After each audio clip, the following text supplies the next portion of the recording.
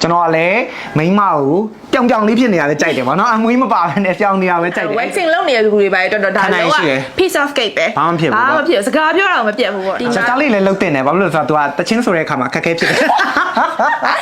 တော့ကြညက်တယ်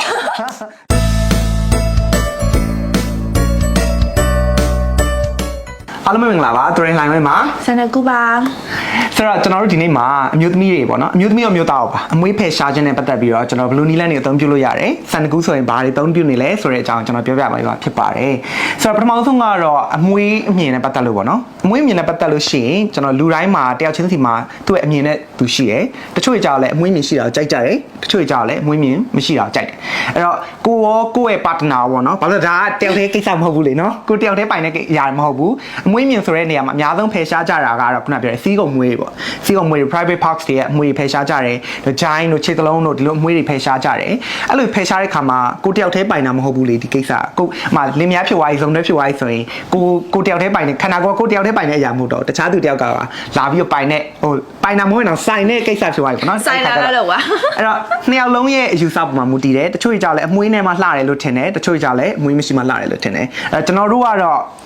personally ပြောရရင်တော့အမွေးမရှိတာကြိုက်ကြတယ်ဆန်ကလည်းသူအမွေးမရှိတာကြိုက်တယ်ကျွန်တော်ကလည်းမိန်းမကိုပြောင်ပြောင်လေးဖြစ်နေရတယ်ကြိုက်တယ်ဗောနော်အမွေးမပါဘဲနဲ့ပြောင်နေတာပဲကြိုက်တယ်အဲ့အတွက်ကြောင့်မလို့ကျွန်တော်တို့ကတော့ဟိုအမွေးကိုဖယ်ရှားနေလမ်းကိုမျိုးစုံတုံးတယ်ဗောနော်ဆန်ကူဆိုရင်သူကမျိုးစုံတုံးတယ် baby ဘာတွေတုံးလဲဆန်နကူကတော့ခုနကကိုတို့ပြောသလိုပဲပေါ့နော်ဆန်နကူကငငယ်လေးတွေကဒီ hair removing ကိုလုပ်တယ်ပေါ့နော်ဆိုတော့ giant တွေခြေသလုံးတွေကတော့တိတ်မရှိဘူးဆိုတော့ဆန်နကူက private part ကိုဒါ16နှစ်လောက်ထဲအမွေးမြင်နေဖယ်ရှားခဲ့တာပေါ့နော်ဆိုတော့မတ်တက်မျိုးစုံတုံးမှုတယ်ပထမဆုံး shaving တုံးမှုတယ် shaving ကိုတော့လုံးဝသဘောမကျဘူးတစ်အချက်ကဟိုဓာတ်ရိုက်ထိမှစိုးရိမ်တာပေါ့နော်နံပါတ်2အချက်ကတော့ပြန်ပေါက်တဲ့အခါမှာအရင်ရားတဲ့အတွက်ဆန်နကူတော့အဆင်မပြေဘူးပေါ့နော် shaving ကိုတော့သဘောမကျဘူးဟုတ်တယ်လေဘာလို့လဲဆိုတော့အထူးသဖြင့်တော့ဒီစီးကုံမွေးလို့အရာမျိုးဂျိုင်းမွေးလို့အရာမျိုးကြောင့်ဘယ်လိုကုန်မလဲနော်ဟိုဖြစ်လာတဲ့shave လုပ်ဖူးတဲ့သူအများစုကရှိပါလိမ့်မယ်တော်တော်များများပထမဆုံးအမွေးကိုဖယ်ရှားတဲ့နီလန်းကတော့တော်တော်များများသုံးကြတာကတော့ shave လုပ်တဲ့နီးပဲအဲ့အတွက်ကြောင့်လို့သိမှာပဲကျွန်တော်ပထမဆုံးကဓာတ်ကတော့ရှာဘူးမှာပဲကျင်းတွေဓာတ်ရှာကြတယ်နောက်တစ်ခုကကျတော့ထွက်လာတဲ့အခါမှာအရန်စူးပြီးတော့ရားတယ်ဆိုတာလည်းသတိထားမိလိမ့်အဲ့တော့ shaving ကိုတော့တိတ်မကြိုက်တာပေါ့နော်မျိုးသမီးကတခုဆိုရှိရနော်ကိုဆိုရင်မျက်နှာမှာ shaving လုပ်လိုက်တယ်နဲ့ဝက်ချန်ထွက်တယ်ဟုတ်တယ်ဝက်ချန်ထွက်တတ်တယ်အဲ့လိုမျိုးဓာတ်ထိသွားတာပေါ့နော်ဓာတ်ထိပြီးတော့အဲ့နေရာကနေပြီးပိုးဝင်ပြီးတော့ဖြစ်တတ်တယ်ပြည်တွေပါလည်းတည်တတ်တယ်ဒါကိုတော့အဲ့တော့ shaving တော့ကျွန်တော်တို့မကြိုက်ဘူးနောက်တစ်ခုကတော့ဆန်နကူဂျိုင်းတွေပါတွေကိုဖယ်ရှားရဲ့အမွေးမြင့်တွေဖယ်ရှားရဲ့ method ပေါ့နော်အဲ့ဒါကြ cream လေးလိမ့်ပြီးတော့လေ10မိနစ်ထားပြီးတုပ်လိုက်ရောအဲ့ဒါလည်းလုပ်ဖူးတယ်နော်အဲ့ဒါလည်းလုပ်ဖူးတယ်ဒါပေမဲ့အဲ့ဒါတော့ဆန်နကူက private parts မှာမလုပ်ဘူးဘာလို့လဲဆန်နကူစိတ်ထဲမှာလေဒီလိုလေးလိမ့်ထားလိုက်ရုံနဲ့အမွေးကျွတ်သွားလာအောင်ပြင်းနေဆိုတော့ private parts ကိုသုံးဖို့ safe မဖြစ်ဘူးဖြစ်တယ်အဲ့ဒါတော့ခုကမေးရမယ်ကိုတူရဲ့အမြင်စီပူကြီးဖြစ်နေရလို့ခံစားရတယ်ပေါ့နော်သူကတော့တေချာတာကတော့ဓာတုပစ္စည်းကိုသုံးရမှာပဲကွာအမွေးကိုဖယ်ရတယ်ဆိုကြတဲ့ကွာဒါပေမဲ့စဉ်းစားကြည့်လိုက်အမွေးကိုမှဒီတိုင်းကိုဖယ်လို့ရတယ်ဆိုကြတဲ့ကွာ तू ကဟိုတခုတော့ပြင်းတာတခုပါမယ်အဲ့အတွက်ကြောင့်မလို့ကျွန်တော်တို့ကတော့ဆရာဝန်နေနဲ့တယောက်နေနဲ့ပြောရရင်တော့ကျွန်တော်ဒီဟာတွေဘာအသုံးပြုလဲဆိုတာတေချာမသိဘူးဒါပေမဲ့ဆရာဝန်တယောက်နေနဲ့ပြောရရင်တော့ခုနပြောတဲ့ private parks တွေအထူးသဖြင့်တော့မိန်းမကိုနဲ့နီးစပ်တဲ့နေရာတွေမှာဒါကိုမသုံးသင့်ချင်တချို့ကျွန်တော်ကြားရတဲ့လောက်မှာဒီဟာနဲ့ပတ်သက်လို့အဲ့လိုမျိုးသုံးလို့အနံ့တက်ထွက်တာတွေရှိတယ်အဖြူစင်းတာတွေရှိတယ်စသဖြင့်မိန်းမကိုနဲ့ပတ်သက်လို့မကြမ်းမာလာဘူးအဲ့တော့ဒါကိုတော့ကျွန်တော်တို့ recommend မလုပ်ပါဘူးเนาะဟုတ်နောက်ဆုံးတစ်ခုပေါ့နော်ဆန်နကူနှစ်အရှည်ဆုံးသုံးဖြစ်ခဲ့တာတော့ waxing မှာ waxing ကိုဆန်နကူအကြာကြီးလုပ်ခဲ့10စုနှစ်တစ်ခုလောက်လုပ်ခဲ့တာပေါ့နော်ဟုတ်တယ် waxing ကတော့ဆန်နကူအရန်သဘောကျတယ် IPL မလုပ်ခင်ပေါ့နော်ဒါပေမဲ့သူက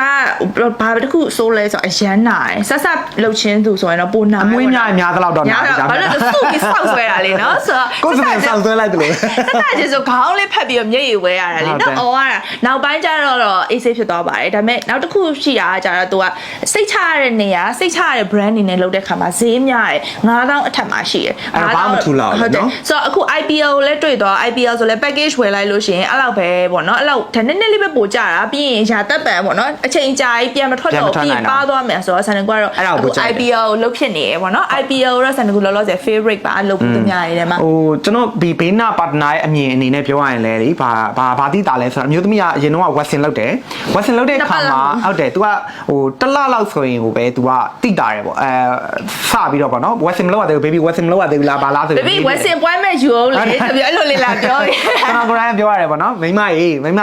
Western လောက်ရတော့မယ်နဲ့တူတယ်အဲ့လိုမျိုးပြောရဲပေါ့အဲ့ဒါကတော့သူ့ရဲ့နောက်ဆုံး Western လောက်တဲ့ကိစ္စပေါ့ဈေးအဖြစ်လဲ မနေလာဘူးနောက်တစ်ခါခဏခဏလေးပြန်လောက်ရတယ်ပေါ့နော်ဒါကတော့သူ့ရဲ့မကောင်းတဲ့ချက်ပေါ့ကောင်းတာတော့သူကတော့လုံးဝပြောင်းလက်သွားတယ်ပေါ့နော်ပြောင်းရှင်းသွားတယ်ပေါ့နော်ပြောင်းရှင်းသွားဒါကတော့သူ့ရဲ့ကောင်းတဲ့ချက်နောက်ဆုံးအခုမိမbaby သုံးနေတာကတော့ IPL ကိုသုံးနေတယ်ကျွန်တော်အခု IPL လေးစားကဲမှာ package လေးဝယ်ထားပြီးတော့လုပ်ဖြစ်နေ3ချိန်ရှိပြီအခုဆို3ချိန်မှာဆိုအခု web အဲ့ IPL ဟိုလေးစားကဲကိုမရောက်ဖြစ်တာပေါ့နော်2လကျော်လောက်ရှိပြီလုံးဝမသိတာသူမပတ်လာမပြောအမွေးရလေဟိုပြောရင်တော်တော်ပါသွားတာအရင်တော့ရှိနေတဲ့ပုံစံထက်ကိုမရှိတော့တာအဲ့တော့ဟိုပေါ့ तू က Watson နဲ့တော့မတူ Watson နဲ့မတူဆိုတာ Watson တော့ကတော့အမွေးမရှိတော့ဆိုတော့ तू ကလုံးဝပြောင်းလက်နေပြောင်းနေအောင်မရှိတာခဏပဲပေါ့ဒါပေမဲ့ဒီ IPL မှာကောင်းတဲ့အချက်ကတော့ तू ကနောက်ထပ်ပေါက်အမွေးတွေကအဲ့လှုပ်ထားတဲ့နေရာတွေမှာဆက်ပြီးမပေါက်တော့အမွေးရဆက်မပေါက်တော့အဲ့တော့2လ3လရှိလေ तू ကတော်တော်ကျဲနေတယ် तू IPL ဆိုတာဘာကိုပြောတာလဲဆိုတော့ तू ကအလင်းရောင်ပေါ့နော်အလင်းရောင်အသုံးပြုပြီးတော့ तू အမွေးတွေကိုဖယ်ရှားတဲ့နီလန်ပေါ့နော်အဲ့ဒီဟာကိုပြောတာ तू ကလေစာမဟုတ်ဘူးအဲ့တော့ကြောင့် तू ကဟို safe ဖြစ်တယ်ပေါ့ तू ကစိတ်ချရတယ်ဒါပေမဲ့ baby ဟိုတကယ်လုပ်တဲ့အခါမှာဘယ်လိုခံစားရလဲတကယ်လုပ်တဲ့အခါမှာဆန်နုကအမွှေးရ waxing လုပ်ရင်းနဲ့ဖြည်းဖြည်းနဲ့ပါလာတာဖြစ်တဲ့အတွက် waxing ဆိုရင်ဆန်နုက9မိနစ်နဲ့10မိနစ်ကြာလောက်အချိန်ပေးရတယ်နားတယ်ပေါ့နော်နားရတော့ရှိသေးတယ် IPL ကကြတော့ဆန်နုကူဆို2မိနစ်ကျော်3မိနစ်လောက်နဲ့ပြီးရယ်သူကကြတော့နားတာမျိုးမဟုတ်ဘဲနဲ့စုကနေဖြစ်တဲ့ feeling မျိုးလန့်သွားတာမျိုးပဲရှိနားတာမဟုတ်ပြောချင်တာတော့ waxing လုပ်နေတဲ့လူတွေပဲတော်တော်ဒါတော့ piece of cake ပဲဘာမှမဖြစ်စကားပြောတာမပြတ်ဘူးပေါ့နော်ဆိုတော့နားကျင်တာလဲအဲ့လိုမျိုးဆိုတော့အရန်အဆင်ပြေပြီးရင်နောက်ဆုံးကြိုက်တာကတော့လုတ်ပြီးတော့အနာခံပြီးတော့နာခံရကျိုးနဲ့တယ်ပြန်မထွက်ဘူးပြန်မထွက်တော့တယ်နော်တခြားနီးလန်းတွေကကြတော့နာလဲနာတယ်ရားလဲရတယ်စသဖြင့်မျိုးစုံဖြစ်တယ်ဒါပေမဲ့ပြန်ထွက်နေတဲ့ခါကျတော့ဒီ site ကပြန်လဲနေရပဲဒီတန်တရားပြန်လုတ်နေရ IPL ကတော့တခုကောင်းတာကတော့သူကလုတ်ပြီးွားရင်ထမ်ထွက်တော့တော့ပြန်မထွက်တော့ဘူးအဲ့နာကအမွှေးတွေကအရန်ပါသွားတဲ့အတွက်ကြောင့်မလို့ဟို IPL ကိုလောက်သွားရဲဆိုရင်တော့ဒါအမွှေးထွက်တော့တိတိတတ်တာရော့သွားတယ်တခါကျတော့ဒီလိုမျိုးပြန်ပြီးတော့အမွှေးဖယ်ရတဲ့နီလန်ပြန်သုံးရတော့ပေါ့နော်ဟုတ်တယ်ဆိုတော့ခုနကစနကူပြောလို့ပဲ2ယောက်လောက်အမွှေးပြောင်းရှင်းတာကြိုက်တယ်ဆိုတော့လေဒါ IPL ကယောက်ျားလေးတွေလည်းလုပ်လို့ရတယ် main ကလေးမှမဟုတ်ဘူးပြောချင်တာလေယောက်ျားလေးပဲပြောင်းရှင်းတာကြိုက်တာမဟုတ် main ကလေးတွေလည်းပြောင်းရှင်းတာကြိုက်တယ်ဟုတ်တယ်ကိုသူတွေဆိုလည်း trim လုပ်ရတယ်နော်အဲ့လိုမျိုးနော်ဆို IPL ကတကယ်ယောက်ျားလေးတွေလည်းလုပ်လို့ရတယ်ယောက်ျားလေးတွေကြောင့်အဓိကကိုယ်စိုးရင်ညာဒီပန်းတိပန်းညိုဖြစ်မှာတော့ပါစိုးရင်ညာအဲ့လိုပြဿနာရောရှိနေမရှိနိုင်ဘာလို့လဲဆိုတော့ तू ကအလင်းကိုဟိုသုံးပြီးတော့လှုပ်ထားတာလေအလင်းကိုသုံးပြီးလှုပ်တာဖြစ်တဲ့ကြောင့်မလို့ခန္ဓာကိုယ်တခြားအင်္ဂါအစိတ်ပိုင်းတွေမထိခိုက်မျိုးမပွားနိုင်တော့တာတော့ဘာလို့လဲမဖြစ်ဘူးနော်ဆိုတော့အဲ့တော့ဒီမှာကြားလေးလည်းလှုပ်တင်တယ်ဘာလို့လဲဆိုတော့ तू ကတချင်းဆိုတဲ့အခါမှာခက်ခဲဖြစ်တယ်တော့ချညက်တယ်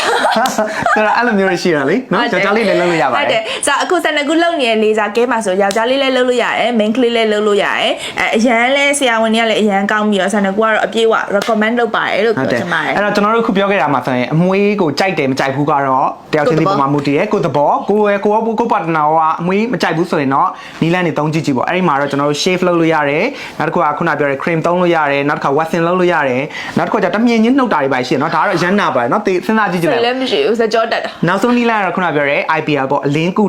အသုံးပြုပြီးကျွန်တော်အမွေးဖယ်ရှားတဲ့နီလန်ကောင်းတယ်သူ့ရဲ့ကောင်းတဲ့ချက်ကတော့ပြန်လှုပ်ဆရာမလို့ဘူးတစ်ခါလှုပ်ပြီးွားလှုပ်ပြီးတော့လောက်ကိုသူကတိတာတယ်ဒါပေမဲ့တစ်ခုရှိတာကတော့အချိန်ရည်တွေတော့မတူတော့ဘူးအမွေးကိုကများတဲ့သူဆိုရင်တော့ပို့ပြီးတော့ချိန်ရည်များလောက်ရနိုင်တယ်လုံးဝမနာမခံမရနိုင်လောက်အောင်မဖြစ်ဘူးလောက်ပဲရှိတယ်မဖြစ်ဘူးเนาะအဲ့ခါကျတော့ပြန်လည်းမပေါက်တော့ဘူးဆိုတော့ IPL ကိုတော့ကျွန်တော်တို့က recommend ပေးပါမိမကဒါသူလုံနေတဲ့တကယ်ဟာဖြစ်နေတယ်သူလည်းအများနဲ့လုံနေသူအကြိုက်ဆုံးလည်းဖြစ်တယ်ကျွန်တော်လည်းကြိုက်တယ်ပေါ့နော်အဲ့ဒါပါပဲဟုတ်ကဲ့ကြည့်ပေးရကျေးဇူးတင်ပါတယ်